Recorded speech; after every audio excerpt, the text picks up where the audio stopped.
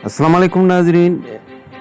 Q TV ते brake news खणी आहियूं त आज़ाद राजूनी इतिहाद यूसी सुखावा जे उमेदवारनि चूंड वर्क तेज़ करे छॾी।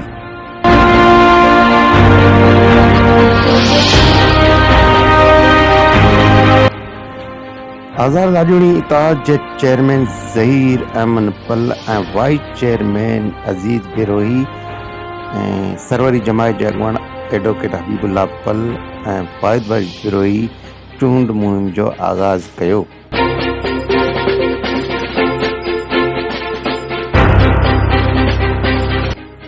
वडेरो मुश्ताक हुसैन पल, रियाज़ पल, किशोर कुमार, रवि कुमार ऐं ॿियनि चूंड वर्क में हिस्सो वरितो।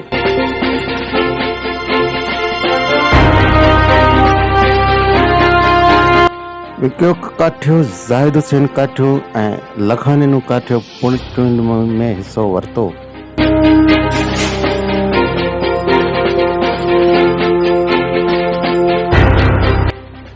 समय मोटरसाइकिल ऐं कारनि जी रैली सूरत में जॾहिं चूंड मुहिम जो काफ़िलो ॻोठ कबीर तालपुर पहुतो त शानदार इस्तक़बाल कयो वियो।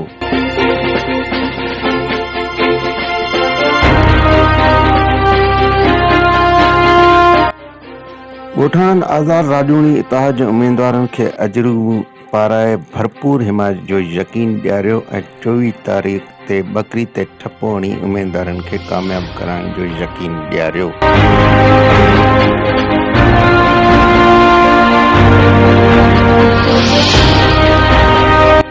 उमेदवारनि ज़हीर अहमद पल ऐं अज़ीज़ बिरोही चयो त पीपी के हिकु माण्हू जी जागीर न आहे, पीपी अवामी पार्टी आहे, हर कंहिंखे हक़ आहे।